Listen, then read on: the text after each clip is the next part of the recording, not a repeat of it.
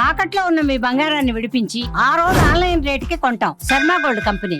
ఒక దివ్యమైన అనుభూతులు చెందుతారు కొంతమంది. మొదటిసారి నేను మాల వేసుకున్నాను, నాకు అసలు ఎలాంటి గురుస్వామి తెలుసు ఇక్కడి వరకు మాత్రమే, ఒక్కడిగానే వెళ్ళాలనుకున్నాను, వెళ్ళాను. కానీ ఎవరో తెలియని ఒక వ్యక్తి వచ్చి నాకు సహాయం చేశారు. మళ్ళీ చూస్తే ఆయన నాకు కనిపించలేదు. పంబా వరకు సాయంగా వచ్చారు, అక్కడ స్నానం ఆచరించడం, అక్కడ అన్ని చేయటం, అక్కడి వరకు నాకు గైడ్ చేశారు. తర్వాత ఆ మనిషి ఎటు వెళ్ళిపోయారో తెలియదు. ప్రతి ఒక్కరికి జరుగుతుందండి. ఇది ఒక కన్యస్వామికే కాదు, వాళ్ళు అక్కడ ఎలా ఉంటుందంటే అండి, వనయాత్ర అండి, ఘోర కీకారణ్యం అనమాట. అది ఎలా ఉంటుందంటే ఒక పక్క లోయ, ఒక పక్క కొండ, జస్ట్ ఈ టేబుల్ అంతే ఉండొచ్చు, ఇంకో కొంచెం అంతే ఉంటుందండి పాత్. ఇద్దరు ముగ్గురు నడుస్తూ ఉంటారు. ఇది ఆ 60 రోజుల కోసం తయారు చేస్తారు, మళ్ళీ అయిపోతారు. కొన్ని చోట పెద్దగా ఉంటుంది, కొన్ని చోట ఇంతే ఉంటుంది. ఇటుపక్కంతా కొండలు, ఇటుపక్కంతా లోయలు.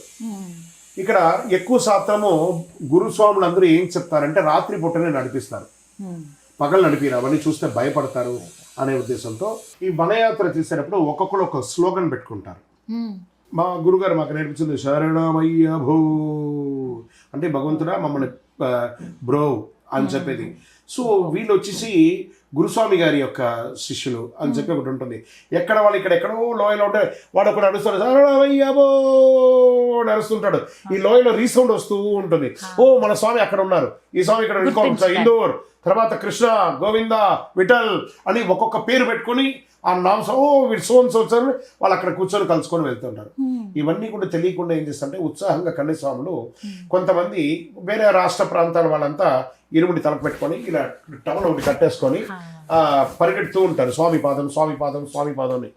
ఈ కన్యస్వామి ఉత్సాహం అవుతారు కదా, ఇదేదో కొత్తగా ఉంది కదా స్వామి పాదం, ఆ గురుస్వామి అయిపోయింది, వీడు కూడా వాడితో బయలుదేరుతారు, పరిగెడతారు. ఒకనొక చోట వీడు అలసిపోయి పడుకుంటాడండి. లేదు చూస్తే వాడు ఎక్కడ ఉన్నాడో తెలియదు, జనం పోతూనే ఉంటారు, ఎవరు పడతారు, వాడు బాధపడుతున్నాడు, ఎవరితో ఉంటాడు. స్వామి ఇక్కడ రా, ఈ బృందం అక్కడ ముందర పోతుంది, ఒకటి పిలుస్తుంటాడు, వెళ్తాడు, చక్కగా పోతాడు, ఆ బృందంలో కలిపేస్తాడు, తిరిగి చూస్తే వీడు ఉన్నాడు. ఇలాంటి అనుభూతులు ఎన్నో అనుభవాలండి, ఎన్నో అనుభవాలు, ఎన్నో అనుభవాలు. ఇది కొల్లలని చెప్పచ్చు. సో అది స్వామి స్వయంగా వచ్చి మిమ్మల్ని కాపాడుతున్నారండి. ఇంతకంటే ఏం కావాలండి మీకు? దైవం మానుష రూపేణ వచ్చేస్తున్నాడు. ఒక పిల్లగాడి రూపంలో వచ్చారండి, ఒక జీప్ డ్రైవర్ రూపంలో వచ్చారండి. ఎన్ని లేవు ఇలాంటివి. చాలా మంది అనుభూతి చెప్తూ ఉంటారు, అదే చాలా చెప్తుంటారండి. ప్రతి సంవత్సరం జరుగుతున్న ఈ అనుభూతి. మళ్ళీ ఎలా ఉన్నారో కూడా గుర్తు కూడా రావట్లేదు. నా అబ్బాయి ఎలా ఉంటాడో మాకు తెలియట్లేదు. నిజం, చిన్న పిల్లలు ఏమంటే అది మొత్తం ఏనుగైతే ఇలా వనయాత్రలో వస్తూనే ఉంటుందండి. ఒక్కరిని కూడా చంపిన చరిత్ర లేదు. అక్కడ హోటల్స్ అంతా ఉంటాయి, చిన్న చిన్న హోటల్స్, విడిది అంటారు, విడి. అక్కడ పడుకోబెట్టేస్తారు, నడిపియారు అనమాట. రాత్రిపూట ఎక్కువ ఏనుగులు వచ్చేస్తే వాళ్ళకి ఆ మంటలంతా వేసి ఆ హోటల్ వాళ్ళని కాపాడుతుంటారు. వాడికి ఏం కరమండి అంటే ఎవడో తెలియదు. Reserve forest. మళ్ళీ తిరువాంకూరు దేవస్థానం బోర్డు వారు, సెంట్రల్ ఫారెస్ట్ వాళ్ళు ప్రతి ఒక్క చోట షవర్స్ ఏర్పాటు చేశారు, టెంపరరీ బాత్రూమ్ లెట్రిన్స్ ఏర్పాటు చేశారు. దారమ్మడి చక్కగా ఫ్రెష్ అప్ అవ్వడానికి, స్నానాలు చేసుకోవడానికి. ఎందుకంటే వాష్రూమ్ పోతే స్నానం చేయాలనే దానికోసం చక్కగా వాళ్ళకి స్నానాలు పెట్టేస్తారు. అక్కడ దారిలో దొరికింది కప్ప గంజి. కప్ప అంటే ఇది ఒక గడ్డ అనమాట. ఆ గడ్డ గంజి, మన ఇళ్ళలో బియ్యం గంజి ఉంటుంది కదా, అది దొడ్డు బియ్యంతో ఉంటుంది ఆ గంజి. ఆ ఒక గంజిను ఈ కప్పని తీసుకొని నిమ్మకాయ ఊరగా తింటే 2 రోజులు కావాల్సిన ఎనర్జీ వచ్చేస్తుంది. మళ్ళీ ఎవరు వస్తారో తెలియదు. మనం ఇలా నడుస్తుండగా మన శరీరంలో నుంచి చెమట రూపంలో మొత్తం బయటకు వచ్చేస్తారు. మన శరీరం షర్ట్ ఇలా అంతా ఉండవండి. ఎప్పుడైనా ఈ టవల్ కూడా తీసి పడేస్తామో అంత ఇదవుతుంది. దీనికి బ్రహ్మాండమైనటువంటి అఖండమైనటువంటి మెడికేటెడ్ గాలి లోపలికి వెళ్తుంది. చెమట రూపంలో అన్ని దుర్నీరంతా బయటకు వచ్చేస్తుంది. వెంటనే ఏం చేస్తారు, ఒకళ్ళు టవల్ తీసుకొని ఒకళ్ళు విసురుతూ ఉంటారు. ఈ అయ్యప్పటికి సర్ది ఒకళ్ళు గ్లూకోజ్ ఇస్తూ ఉంటారు. ఈయన ఇరుముడి పెట్టుకొని గ్లూకోజ్ తినకపోతే వాళ్ళే తీసుకొచ్చి నోట్లో పోస్తారు. ఈ పుల్ల మిఠాయి ఉంటుంది చూసారా, ఆరెంజ్ ఇలా చందనాకారంలో ఉంటుంది, అలాంటి ఆరెంజ్ మిఠాయిలు ఇస్తూ ఉంటారు ఒక్కొక్కళ్ళు. ఒకళ్ళు గ్లూకోజ్ ఇస్తారు, ఒకళ్ళు మంచినీళ్ళు ఇస్తారు. ఎంతో సేవ చేస్తారండి అసలు. ముక్కు తర్వాత ఒక్కసారి అలసిపోయి కూర్చుంటే వాళ్ళు ఎవరు చేస్తున్నారో తెలీదు. ఈ కాళ్ళు పడతారు మంచిగా, అయ్యప్ప నువ్వు కూర్చో, అయ్యప్ప కూర్చో, కాళ్ళు పడతారు, పాదాలు రాకుతారు, ఇట్లా బెండ్ చేస్తారు, రిలాక్స్గా నడిపిస్తారు. వాళ్ళకి నడలేకపోతే స్వామిని కర్ర తెచ్చాను స్వామి, ఈ కర్ర పెట్టుకున్నాడు స్వామి. అసలు ఎవరు సహాయం చేస్తున్నారు, ఎవరు పొందుతున్నారు, ఏం చేస్తున్నారు గుర్తుందా స్వాములందరూ? ఇలాంటి అనుభవాలన్నీ ఉందా లేదా? వనయాత్ర అంత అద్భుతమైనటువంటిది వనయాత్ర. సన్నయ్యప్ప ఎన్ని కిలోమీటర్లు ఉంటుందండి? 48 కిలోమీటర్లు అండి. ఎనిమిది టు సన్నిధానం. 3 రాత్రులు 2 పగలు నడవాలని అన్నారు. దివ్యమైన అనుభూతి. అద్భుతం అద్భుతం అద్భుతం మీరు అద్భుతం. ఎన్నిసార్లు ఇప్పటి వరకు మాల సుమారుగా నేను ఒక 30 సార్లు వనయాత్ర చేస్తుంటానండి. తర్వాత నాకు 2011 నుంచి లెగ్మెంట్ ప్రాబ్లం వచ్చి నేను ఇప్పుడు వనయాత్ర చేయట్లేదు. ఈవెన్ చిన్న పాదం కూడా నేను డోళి ద్వారానే వెళ్తున్నాను. ఇంకా కొంచెం రోజులు ఉండాలని. కానీ మా నాన్నగారు సుమారుగా ఒక 60 సార్లు వనయాత్ర చేస్తుంటారు. బా స్వామి మహానుభావుడు. స్వామి స్వయంగా. ఇప్పటికైనా బ్రహ్మాండ ఆజానుభావుడు. ఇలా నడిస్తే అద్భుతంగా నేను ఆయన నడకకు నేను అందుకోలేను. మా నాన్నగారి వయసుకి నేను అందుకోలేను. నేను ఇప్పుడు అంటే వాళ్ళ ఆ వయసులో ఉన్నటువంటి వాళ్ళ స్థితిలో ఉన్నప్పుడు తీసుకున్న ఆహారాలకి మనం తీసుకున్న ఆహారాలకి చాలా ఉన్నాయి. ఇప్పుడు మన నెక్స్ట్ జనరేషన్ ఇలా అంతా మూవ్ అవుతారో తెలియదు. మా చిన్న అబ్బాయిని తీసుకెళ్ళాను వనయాత్రకి. నేను నడవలేక నేనేం చేస్తానంటే పెరియార్ హోటల్ దగ్గర వరకు వచ్చి వెయిట్ చేశాను. మళ్ళీ ఎంత వనయాత్ర నేను తట్టుకోలేకపోయి ఒక్కసారి ఎక్కాడు. నేను జీవితంలో మళ్ళీ వెళ్తానో లేదో నా వల్ల కాదు వచ్చి ఇలా కౌగులించుకొని నా మీద వచ్చి పడిపోయాడు, నిద్రపోయాడు. అంటే ఇప్పుడు జనరేషన్ అలా ఉందండి. టు బి హానెస్ట్, మనం చిన్న చిన్న నడక కూడా వాళ్ళకి నేర్పించలేదు. మనం ఇప్పుడు మా నాన్నగారికి చెప్తే ఆయన పోయి 3 కిలోమీటర్లు నడుచుకొని వచ్చేస్తాం. చిన్నప్పుడు వాళ్ళ ఆఫీస్కి వెళ్ళినప్పుడు మా ఇంటి నుంచి 4 కిలోమీటర్లు ఉదయం 5:30కి వెళ్తే అప్పుడు 6ంటికి అక్కడ ఉండాలి. 3 కిలోమీటర్లు అయితే వెళ్ళి వస్తారు, మళ్ళీ 11ంటికి వస్తారు, మళ్ళీ సాయంత్రం వెళ్తారు, మళ్ళీ రాత్రి వస్తారు. ఇప్పుడు మన పక్క గల్లీకి పోయి పాలు ఏదైనా తెమ్మంటే ఇంట్లో ఆడవాళ్ళు ఒకటి కార్ అయినా తీస్తాం లేదా స్కూటర్ అయినా తీస్తాం. అవును, కొంచెం దూరం కూడా నడవలేకపోతున్నాం, మెట్లే ఎక్కలేకపోతున్నాం. డిపెండ్స్.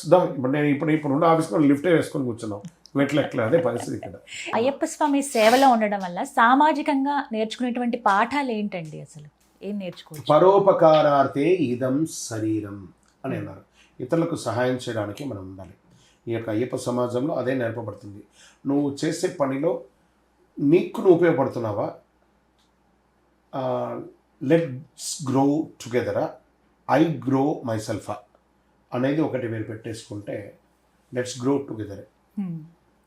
అలా ఉంటేనే పరోపకారాన్ని. చూడండి, దీంట్లో ఇక్కడ తెలియకుండానే మీరు సమాజ సేవ చేస్తున్నారు. మీరు మాల వేసుకుంటున్నారు, ఓ పూజా స్టోర్కి వెళ్ళి ఓ 1000, 2000, 3000 సామగ్రి కొంటున్నారు. అతను లబ్ధి పొందుతున్నాడా? అయిపోయింది అక్కడ. మీరు నిత్యం పూజ చేస్తున్నారు, ఆ పూజ సామగ్రిలు కొంటున్నారు 40,000 వేలకి, అక్కడ లబ్ధి పొందుతున్నారా? పూలు కొంటున్నారు, పూలవాళ్ళు లబ్ధి పొందుతున్నారా? ఎక్కువ ఫ్రూట్స్ ఎక్కువ కొంటుంటారు, వాళ్ళు లబ్ధి పొందుతున్నారా? 10 మందికి భోజనం పెడుతున్నారు, వాళ్ళు లబ్ధి పొందుతున్నారా? పూజలు చేసినప్పుడు ఫోటోగ్రఫీ, భజనను వాళ్ళు వీళ్ళు వస్తున్నారు, వాళ్ళకి డబ్బులు ఖర్చు పెడుతున్నారు, లబ్ధి పొందుతున్నారా? టెంట్ హౌస్, వండపాలు అంతా లబ్ధున్నారు, వాళ్ళు లబ్ధి పొందుతున్నారా? మళ్ళీ ఇరుముడి సామాన్లు కొంటున్నారు, వాళ్ళు లబ్ధి పొందుతున్నారా? కొబ్బరికాయలు కొంటున్నారు, వాళ్ళు లబ్ధి పొందుతున్నారా? తర్వాత యాత్రకు బయలుదేరుతున్నారు, టికెట్ రూపంలో ఫ్లైట్, బస్సు, కారు ఏదో వెళ్తున్నారు, వాళ్ళు లబ్ధి పొందుతున్నారా? డీజిల్ బంక్లు లబ్ధి పొందుతున్నారా? మీరు యాత్రలు అమ్ముడి పోయినప్పుడు వచ్చే వాటర్ బాటిల్ దగ్గర నుంచి అది ఇది అక్కడెక్కడ వస్తువులు కొంటూ ఉన్నటువంటి యాత్రలో ఎంతమంది బాగుపడుతున్నారు? వాళ్ళది కొంటున్నారా? మీరు ఇచ్చే దక్షిణ తాంబూలాలతో ఎన్నో వేల మందికి శబరిమలలో అన్నదానం అవుతుంది, మీ పరిసర ప్రాంతాల గుడిలో అన్నదానం అవుతుంది, వాళ్ళు లబ్ధి పొందుతున్నారా? ఎందులో లేదు మీరు చెయ్యని సేవ? ఎందులో లేదు చెప్పండి. అలాంటి గురువులకి దక్షిణ ఇస్తారా? మేము లబ్ధి పొందుతున్నామా? ఇక్కడ ఎన్ని లేవండి, చెప్పడానికి కూడా ధైర్యం ఉండాలండి. గురుదక్షిణ తీసుకోకుండా ఏది లేదు. గుడ్డి విద్య. కార్పొరేట్ స్కూల్కి పోతే డబ్బులు కట్టట్లేదా? మరి గురువు దగ్గరికి మాత్రమే దక్షిణ ఇవ్వరా? గురువులు కూడా దక్షిణ ఉన్నది, మరి లబ్ధి పొందట్లేదా? ఎన్ని లేవండి. ఒక్కట రెండ అయ్యప్ప ముట్టుకుంటే మొదలుపెట్టినప్పటి నుంచి కంప్లీట్ అయ్యేంత వరకు లబ్ధియే, పరోపకారమే. పరోపకారమే. మీకు తెలుసా డీజిల్ వాడు ఎవరో పెట్టేసుకుంటారు, మీ కారు ఫుల్ డంప్ చేసుకుంటారు, దారి పడిపోతుంటే ఫుల్ ట్యాంక్ కొట్టు, ఏ ఊరో తెలియదు, ఏ ట్యాంకో తెలియదు, పక్కన లెఫ్ట్లో పోయి చేసుకుంటా వెళ్ళిపోయాం.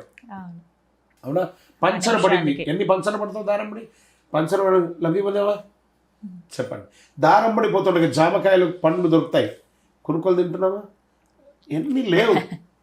పోతూ ఉండగా ఎన్నో దేవాలయాలు దర్శనం చేసుకుంటాం, అక్కడ టికెట్ కట్టడము, అక్కడ ప్రసాదం కొనడము, అక్కడ రిచువల్ చేస్తుంటాము, ఆ దేవాలయాలకు అభివృద్ధి అవ్వట్లేదా? ఎన్ని లేదు. అయ్యప్పలో ఏది లేదు చెప్పండి? అది ఉంది.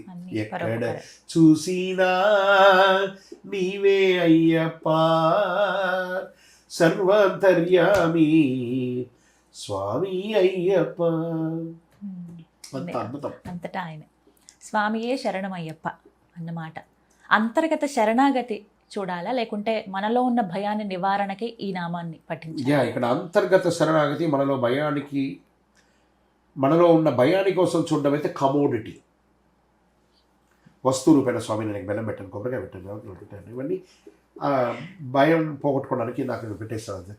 అజా అజా అజా నేను 108 కొబ్బరికాయ కొడతాను, అని అంటారు. వెంటనే గీతాంజలి గారు 1008 కొబ్బరికాయలు కొడతారంటారు. నాకు అనుగ్రహం ఇస్తారా, ఆవిడకి ఇస్తారా? 100 కొబ్బరికాయ బిడ్ గ్రేటా, 1008 బిడ్ గ్రేటా? భగవంతుడికి అవన్నీ ఏం లేవు. అక్కర్లేదు ఆయనకి. సర్వస్య శరణాగతి.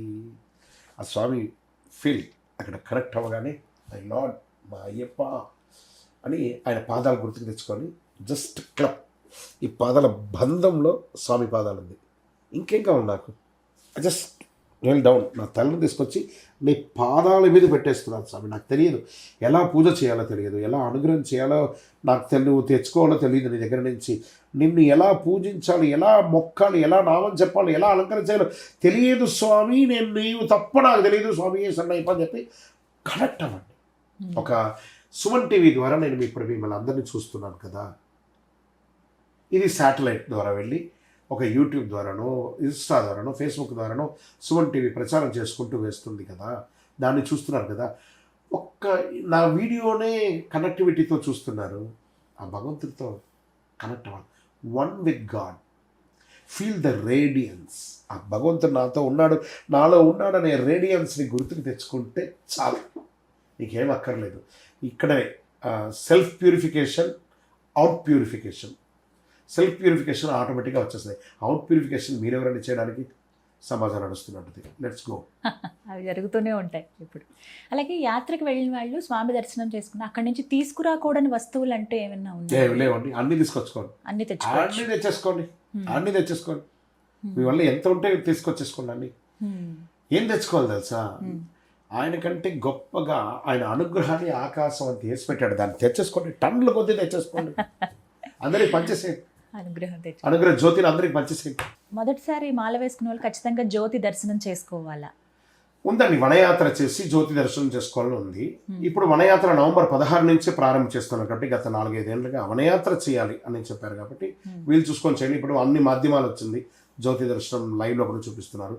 మీ పరిసర ప్రాంతాల దేవాలయాలు కూడా జ్యోతి చూపిస్తున్నారు కాబట్టి ఆ లైవ్ను చూడండి, దీన్ని కూడా చూడండి. చూసుకోండి, మీ యొక్క ఉద్యోగ వ్యాపార అనుకూలతను బట్టి చూసుకోండి. ఇప్పుడు అక్కడ అన్నీ మార్చేస్తారు. ఒకప్పుడు శబరిమలై సీజన్లోనే ఆరాట ఉండేది, అది మారింది.